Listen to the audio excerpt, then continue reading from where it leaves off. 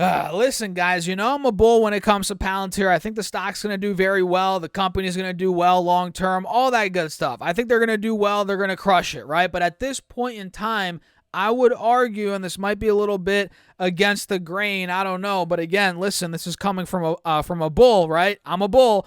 I would argue that this is a little bit overbought in the short term. I would definitely argue that it's getting a little bit too far ahead of itself a little bit too quickly. And I'm not saying the stock needs to collapse 90% or 50%. I'm not saying anything like that, but I do think it's due for a pullback, which I am going to break down in this very quick video here. So yeah, let's just dive right into it and talk about what's been going on with Palantir. So I'm sure you guys have noticed, if I pull the 5-day 5-minute chart up, this stock just in the beginning of last week, right, 6 days prior to me making this video, it was at $9.02. You heard that right, pretty much $9 flat. And in the span of 1, 2, 3, 4, 5 days, trading days, mind you, this went all the way up to $12.40. We're talking a move of $3.50 for a $9 stock. That is a move of over 30%. We're talking a 37% move for for Palantir, which is very impressive. And it's not like we just had earnings in the middle of the week to move the stock. Earnings were last week, the week before, I believe, the week we just had. But either way, it's not like we had earnings to move it up. Well, I guess we did technically the week before, but this just kept going up, unlike what we saw a couple months ago, which you guys probably remember when I made this video, or I made a video last week talking about it.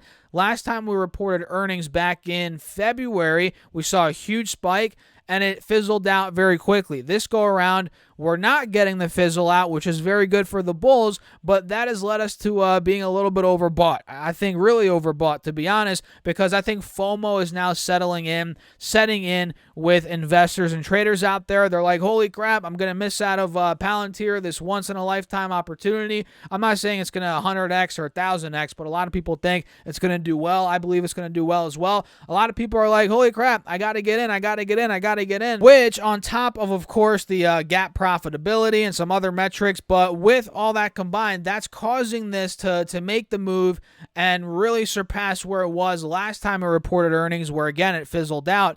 The fact that we're now getting gap profitability, there's a lot of hype, the FOMO setting in, big money starting to come in as well, in my opinion, that's causing this thing to be pretty elevated. But I'm telling you guys, at some point, I'm not trying to be a doomsdayer, but I believe we're going to be due for, well, we're definitely due now, but I believe we're going to get the pullback here on Palantir, which could get it from anywhere, where did it close on Friday? 1170. It actually got all the way up to 1240. It came down to 1170. I think if we break 1170, guys, 1150, we could then fill the gap back down, maybe towards the low mid-10s. That would not be the end of the world. That is all I'm saying. That would be a healthy pullback here on the stock. I mean, guys, look at this. Let me zoom in and show you guys. We went straight from really, low mid-7s. Where were we? Right around, 740 all the way up to 1240. We're talking a move of 70% since earnings, and we barely had any pullback. So I believe, look, this is where we're going to be playing. If we fall under 1150, where I'll set my alert right now on Palantir,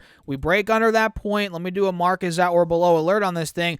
There could be a move back down to 1030. 1025, maybe 1020, maybe 10 flat. I don't know. But overall, you guys can see back in on the 11th, when was that? The 9th, the 11th of May, just about 2 weeks ago, that's where we peaked out before we saw a little pullback to about $9.15, $9. And that's where buyers came back in. And then, of course, it ended up ripping all the way to the mid-12. So that's where we're going to be playing, guys, right in this window. I believe that would be a very healthy spot. It doesn't mean that it necessarily has to happen. For all we know, it might bounce right off 1150 and go to the moon again. I don't know. But in my eyes, the way this needs to play out, I don't know. Maybe not. I don't know. Let me know in the comments. But I think it'd be healthy if it were to fall under 1150. We shook out weak hands, came back down to about 10, 1030, 1040, and we'll see where it goes from there. I think the uptrend, honestly, could continue from that point. So what do you guys think? Just wanted to make a quick little Palantir update video here, go over the charts and what I'm looking at, one of the scenarios I'm looking at,